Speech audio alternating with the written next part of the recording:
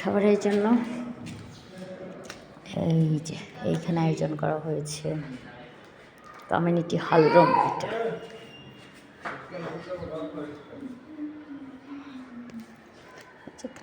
পানি, এই যে সোফাও আছে বসার জন্য, এই যে 2টা টেবিল।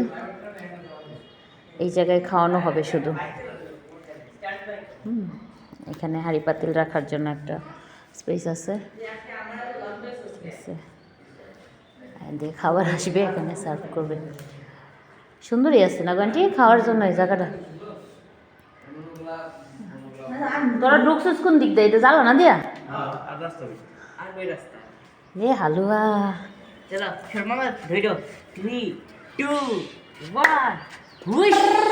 তোরা কেন পাহারা দিতেছ সেগুলা? আমি তগরে ব্লগে নিয়ে এসে পড়েছি। তোরা কি দুঃখিত?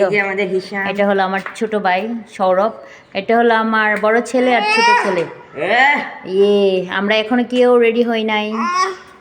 ওইটা হচ্ছে আমার ভাই আরেকটা। এখানে মেহমানদের নাস্তা দেওয়ার জন্য আমার ভাইয়ের শাশুড়ি পাটিসাপটা পিঠা বানাচ্ছে। তো আমরা এখনো কেউ রেডি হই নাই, তো সবাই যে যার কাজগুলো শেষ করে রেডি হয়ে যাব। তো ঘরোয়াভাবে এঙ্গেজমেন্টের অনুষ্ঠানটা শেষ হলো আমার বোনের। তো সম্পূর্ণ ভিডিওটাই আমি মেন ভয়েস রাখার চেষ্টা করেছি, মানে অরিজিনাল ভয়েসটা রাখার চেষ্টা করেছি। আশা করি আপনাদের কাছে ভিডিওটা ভালো লাগবে। সম্পূর্ণ ভিডিওটা মনোযোগ সহকারে দেখবেন, আর অবশ্যই লাইক কমেন্ট করতে ভুলে যাবেন না, আর ভিডিওটা বেশি বেশি করে শেয়ার করে দিবেন। আর বরের আর বউয়ের ফেস দেখার জন্য অবশ্যই ভিডিওটা সম্পূর্ণ দেখতে হবে, এবং কি না টেনে দেখতে হবে বরের মুখ দেখার জন্য, মানে পাত্রর মুখটা দেখার জন্য। তো এই তো দেখুন আন্টি কি সুন্দরভাবে পাটিসাপটা পিঠাটা বানিয়ে ফেলতেছে। তো আমার খুবই ভালো লাগতেছে। আমার পাটিসাপটা পিঠা খেতেও ভালো লাগে, বানানো দেখতেও ভালো লাগে, বানাতেও ভালো লাগে। তো আমি বললাম আন্টিকে যে একটু কালার টালার দিয়ে কয়েকটা পিঠা বানান, যেহেতু মেহমানে খাবে ভালো লাগবে। তো আমি সেই জন্য আন্টিকে কয়েকটা কালার গুলে দিলাম। তো আন্টি সেই অনুযায়ী আমার ইচ্ছা পূরণ করার জন্য এখন দেখুন কালারিং পিঠাগুলো বানাচ্ছে। কালারিং পিঠাগুলো দেখতে কিন্তু সেই সুন্দর লাগছিল। যে কয়টা পিঠা বানিয়েছে অনেক সুন্দর হয়েছে। আমি এখানে টুক করে কয়েকটা ভিডিও আর কি করে নিলাম। আরও অনেক কিছু বাজার টাজার এই সেই ফল ফ্রুট অনেক কিছু ছিল। তো সম্পূর্ণ ভিডিওটা দেখলে আপনারা দেখতে পারবেন। আমি আসলে যতটুকু সময় পেয়েছি আমি ভিডিওটা করেছি। আর আমার ছেলের, ছোট ছেলের বেশ ভালোই শরীর খারাপ ছিল, জ্বর ছিল, ঠান্ডা ছিল। ওকে আমি আমার কোল থেকে নামাতেই পারি নাই। তাই আমি আসলে সব কিছু ভিডিওতে তুলে ধরতে পারি নাই। এই যে এখানে দেখুন আর কত সুন্দর লাগছে, দেখলেন তো? কালারিংগুলো বেশি সুন্দর লাগছে, তাই না? এই তো পাটিসাপটা পিঠা বানানোর কাজ শেষ। এবার ভাজাভাজি হবে অন্য পিঠাগুলো ভাজাভাজি করা হবে। এই যে দেখুন কাবাবগুলো সব রেডি করা হয়ে গিয়েছে। এবার কাবাবগুলো মানে ওরা খাবারের আগে আগে ভেজে দেওয়া হবে। তো এখানে আবারও নাস্তার জন্য পিঠা ভাজা হচ্ছে। এগুলো হলো নারিকেল আর মাংসের পুলি পিঠা। তো প্রথমে মনে হয় এগুলো নারিকেল পিঠাগুলো ভাজছিল, তারপর মাংসের পুলি পিঠাগুলো। তো আমি তেমন কোনো কিছুই কাজ করতে পারি নাই, বললামই তো ছেলে অনেক অসুস্থ ছিল। আমার ছোট ছেলেটা এতটাই অসুস্থ ছিল, আর ও কারো কোলে যাচ্ছিল না, শুধু আমার কোলে। আর ফাঁকে একটুখানি আন্টিদের কোলে গিয়েছিল। তো এখানে আঙ্গুরগুলো সাজিয়ে রাখা হয়েছে, এগুলো আবার সব গোছানো হবে মেহমানদের জন্য। তো মেহমানরা প্রায় এসে পড়েছে এই শুনলাম। তো এই যে দেখুন কি সুন্দরভাবে সব গোছানো হয়ে গিয়েছে। এখানে এখানে শুধু নাস্তাগুলো করা হবে, তারপর খাবারের জন্য তো উপরে ব্যবস্থা করা হয়েছে। এদিক দিয়ে আমার ছেলে আর আমার আব্বু অপেক্ষা করতেছে মেহমানের জন্য। তো সব মোটামুটি কমপ্লিট, নাস্তা কমপ্লিট। তো এই যে দেখুন এগুলো রোস্ট। আর কাবাব তো দেখলেনই, কাবাব এখনও ভাজা হয় নাই। কাবাব মেহমানদের খাবার দেওয়ার আগে আগে গরম গরম ভেজে দেওয়া হবে। আর ছিল মাছ ছিল, তারপর ছিল সবজি, গরুর মাংস। তো দুঃখের বিষয় হলো আমি শুধু 2টা আইটেমের ভিডিও করতে পারছি। এক হলো মুরগির রোস্টটা, আরেকটা হলো খাসির মাংস। এই 2টা জিনিসের ভিডিও আমি করতে পারছি। আর অন্যগুলোর আমি সময়ই পাই নাই ভিডিও করার জন্য। আমার ছেলেটা যদি সুস্থ থাকতো তাহলে আপনাদের সাথে ভিডিওটা আরও ভালোভাবে আমি উপস্থাপনা করতাম। তো 50 জনের আয়োজন ছিল মোটামুটি। আর সম্পূর্ণ আয়োজন করেছে, সম্পূর্ণ রান্না করেছে আমার আম্মু একা নিজের হাতে। আম্মু একা একা 50 জনের রান্না করার সাহস করে ফেলেছে, আর আম্মু পেরেছে। বলতেই হয় যে আমার আম্মা আসলে পারে। আর আম্মা অবশ্যই আগে থেকে এরকম বড়, বড় রান্না করে অভ্যাস আছে। এখন বয়স হয়েছে তারপরেও যে সাহস করে রান্নাটা করেছে, সেইজন্য ধন্যবাদ দিলেও কম হয়ে যাবে। এটা হলো খাসির মাংসটা। তো আম্মার কাছ থেকে আমি খাসির মাংস রান্নাটা শিখে নিচ্ছি। কারণ আম্মার হাতের খাসির মাংসটা এত স্বাদ হয়, এত মজা হয়, যা বলার বাহিরে। আপনি যখন খাসির মাংসটা খাবেন তখন আপনি বুঝতেই পারবেন না আসলে খাসির মাংস খাচ্ছেন নাকি গরুর মাংস খাচ্ছেন। মানে এত মজা হয়, কোনো একটা খারাপ স্মেল থাকে না, কোনো খারাপ গন্ধ থাকে না। খাসির মাংসটা খেতে যে কি মজা হয় আপনাদের যদি আমি আম্মার হাতে খাসির মাংসটা খাওয়াতে পারতাম তাহলে বোঝাতে পারতাম হয়তো। তো এই যে দেখুন এখানে খাসির মাংস, আসলে হয়তোবা খাসির মাংসটা আমার কাছে বেশি ভালো লাগছিল দেখে আমি ভিডিওতে শুধু খাসির মাংসটাই তুলেছি। যাই হোক এখন লাস্ট চমক হলো আমার হাতের এই কেকটা। দেখেন তো, বলেন তো আমার হাতের কেকটা কেমন হলো? তো এই ছিল আমার তরফ থেকে আমার বোনের এনগেজমেন্টে বোনের জন্য গিফট। এই হলো কেকটা। তো আমি রাতে ৩টা পর্যন্ত এই কেকটা বানিয়েছি। কি করব? বাচ্চার মা, ছেলে উঠে পড়ে, ছেলে দুষ্টামি করে। তাও আবার ছেলেটা অসুস্থ। সব মিলিয়ে খুব প্যারার মাঝে ছিলাম। যাই হোক আমি কেকটা কমপ্লিট করতে পেরেছিলাম। সবাইকে দেওয়ার কথা আমি রাখতে পেরেছিলাম। সেইজন্য খুব ভালো লেগেছিল। তো অবশেষে কেকটা যে এত সুন্দর লুক হবে, এত সুন্দর হবে দেখতে, এটা মনে হয় সবারই কল্পনার বাইরে ছিল।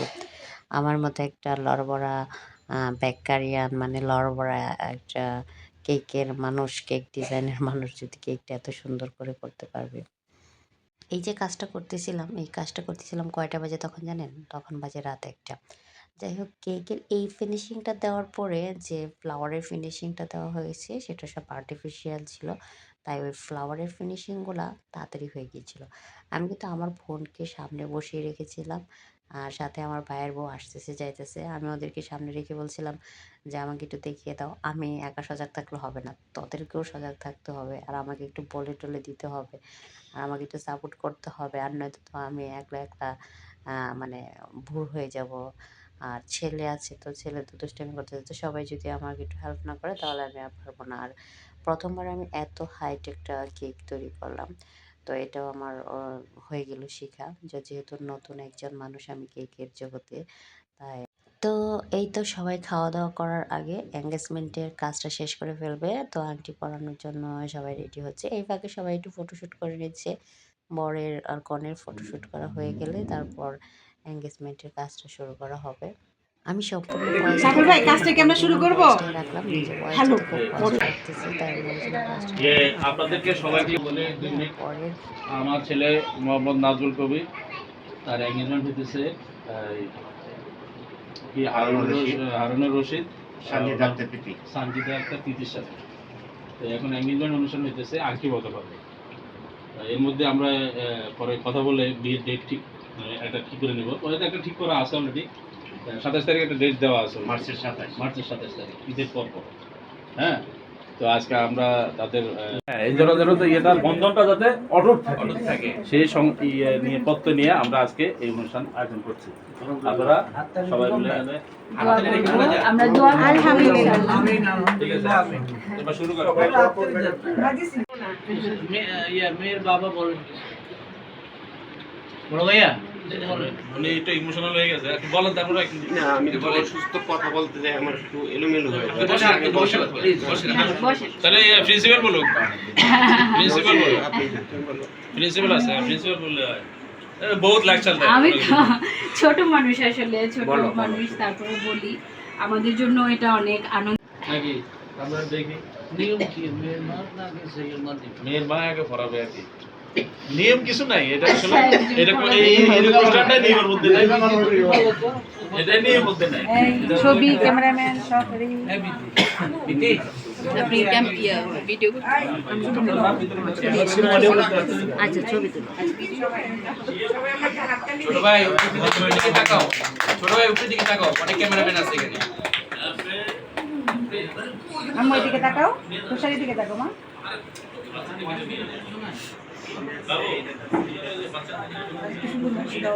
আচ্ছা আমরা ক্লোজ আপ করি। কাটাও কাটাও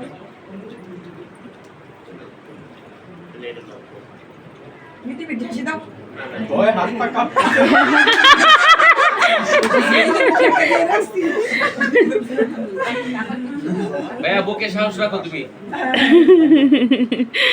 শ্বাস রাখার জন্য তোমার এখানে দাঁড়ানো দরকার ছিল। এটা ঠিক।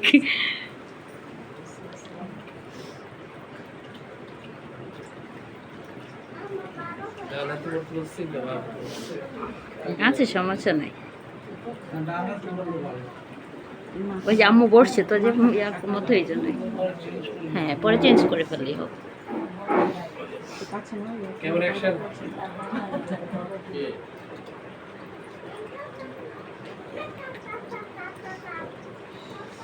হাসি দাও, মিটি মিটি হাসি দাও।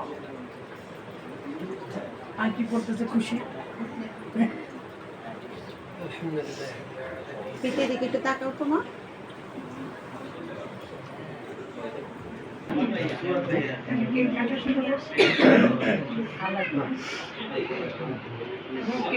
কাটো। হ্যাঁ হ্যাঁ হ্যাঁ,